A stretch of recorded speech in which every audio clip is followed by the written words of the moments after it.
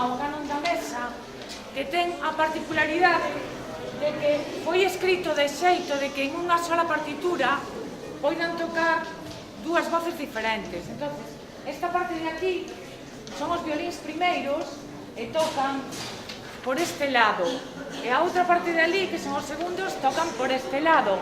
Eran o tipo de bromas musicales que solía facer Mozart con moita genialidade.